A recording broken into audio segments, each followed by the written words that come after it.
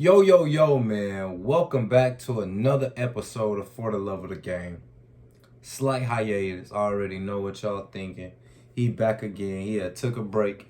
Life caught up with me a little bit. But we here. Don't worry about what's going on. Let's worry about the present. You feel me? Like I said, tuned into episode...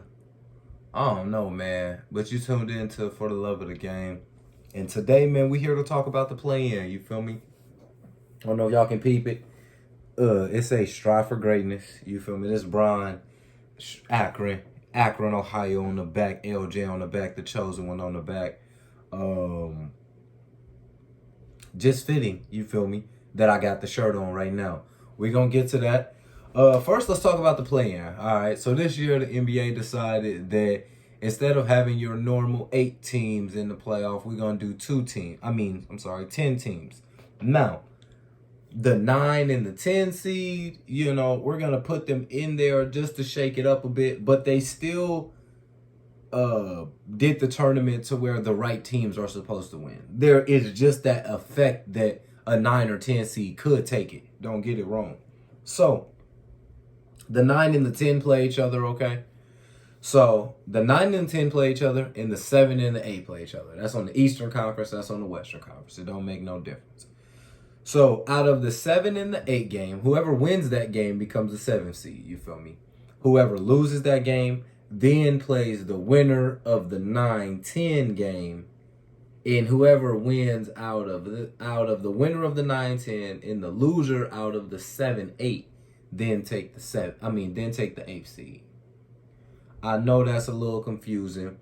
Ride with me. If you have been posted up, on the NBA news, you know about it, if I didn't explain it too well. But so they shook it up a little bit, just giving teams basically a chance, and at the same time trying something new. And in the regular season, I think it worked well. I think, nobody could rest. You heard about the Clippers and the Nuggets ducking the Lakers, you know what I'm saying? Essentially losing their games on purpose. So they did that, all right? So the first game we had Charlotte versus Pacers. That did not end well. Not too much to talk about that. Charlotte lost by 30. My only takeaway is before LaMelo got hurt, Charlotte was like a 5th seed. That's because the East was so weird, with Boston being bad, Toronto being bad, and Miami being bad. You usually factor those 3 teams in, having a solid year at least, you know what I mean? The Hornets are down to like the 7th or 8th, which they were. I mean, like I said, they were the 10th, I think. They got down pretty far. I'm just saying that they weren't even ready to play. They couldn't play with the Pacers, They're young. It's going to take them some years to develop. So that was the first game. Not really a big surprise there. I wanted to go for Charlotte because they're a fun team to watch, and I like watching fun basketball. I would rather watch Charlotte over the Pacers. We're going to see a LaMelo dime. We're going to see a Rozier dunk. We're going to see a Miles Bridges dunk. We might see a Gordon Hayward dunk. They're just exciting. I'd rather watch them than the Pacers. But the Pacers came out, playoff experience, and went straight to work. Didn't play with them. You heard Jacoby Brissett say, get these bum out of here, you feel me? So that was that one. Then we follow up with the Boston versus Washington game, you feel me? And this is when I start to have not a problem at all, you feel me? I love what they're doing, not a problem. But where I just start to have an opinion on the NBA play-in. Because you take a team like Washington, who has Bradley Beal, who has a hurt hamstring, Russell Westbrook, who, has dealt with the injuries, and they also don't have the best team. A week and a half, 2 weeks ago, they were at like the 13th in the East, so that's part of the play-in, that you can go to the 10th and still have a chance. They're not the 10th, they're the 8th, yeah, I think, or they will be at least. But so they played, okay? So now you get to the point where you got to start understanding, is the play-in such a good idea if you don't have a game like the Lakers versus Warriors game, which we will touch on. But if you don't have a game like that coming down to the last shot with so much star potential, because a lot of the players are against the bubble. A lot of the players are against the play-in. You know, they don't really want to do the play-in. They're not a fan of it. So when I watched the Boston versus Washington game, I seen Washington. I don't want to say give up because Bradley Beal was out there playing on a hurt hamstring. You know what I'm saying? I'm never going to sit here and say somebody who's playing injured for his team doesn't care. But they definitely had that vibe of Brad's hurt. Russ, you know, he's coming off injuries. Russ wasn't really forcing the issue or attacking.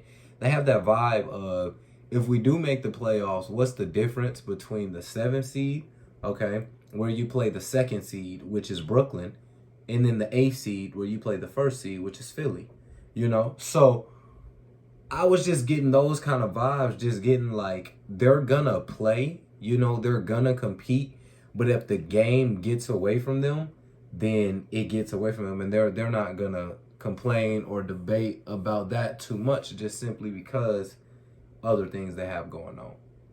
Then we go Jason Tatum. My man Jason Tatum had a 50-piece, a young, nasty 50-piece.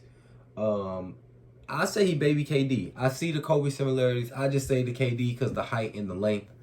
But what he's able to do, you know what I'm saying, with the ball, he utilizes the midi in an era where the midi is dead. He has a little funky shot, but he gets it off. He's tall. And to be able to put 50, despite what I said about Washington maybe playing or not playing, putting 50 where you have no Jaylen Brown, where you have a Kemba who has not been consistent since he arrived in Boston, but to put 50 to solidify that 7th seed, you know, from a young dude in his fourth year, I think. So that was big, bro. That's a part of the plan you want to see. I don't care. I'm going to call it the postseason. It's almost postseason. So that's 50 for J-Tay in the postseason. And like I said, these are all just quick rundowns because these games, man, that's what I was saying. They hyped them up, but the guys who lose, they're not done yet. So they don't have that much weight to them. So that's why I'm just doing slight rundowns. I'm giving y'all a little recap. Just something to you know, give y'all, you know, just something to hold on to till the playoffs really hit. Okay, so boom. Then we go Memphis versus San Antonio. Again, not too much to touch on here. Memphis comes out blowing them out the gates. And then they start to show a little bit of their age, you know, start to show a little bit of their youth with turnovers, not getting back on defense. And if you play a team coached by Greg Popovich, you're always in the game. You're always going to be able to make adjustments. You're always going to be able to be in the right place at the right time playing under Greg Popovich. So San Antonio was able to turn that around. That game ended up being a 4-point game, a 96-100 win for the Grizzlies, though. So, and Jonas Valanciunas did have 23 and 23. Let's make sure I shout that out. What a game from him. But again, that was a close game, but the name San Antonio Spurs versus Memphis Grizzlies is not really pulling the audience in, okay? So then we go to the last game, okay? The most watched, the most anticipated, the most hyped, Golden State versus LA. Again, it's hyped because the media puts it out there, but the loser of that game, which was Golden State, they lost, is not out of the playoffs. Golden State now has to beat Memphis, and they will be the 8th seed. If Memphis beats Golden State, Memphis will be the 8th seed. You know, it doesn't matter how you want to flip it, slice it, turn it. One of them are going to be the 8th seed. But we go to that game, man, and I think it's got to just be hats off to Steph Curry, bro, and how great he is. And how that game was a play-in against a healthy LA squad who is not a 7 seed. You know, that team is a 7 seed because of injuries. They were 21-6 prior to those injuries, okay? So when you lose your 2 players who your team is based around, yeah, you're going to run into a little bit of trouble, all right? So now they fall down to the 7th seed.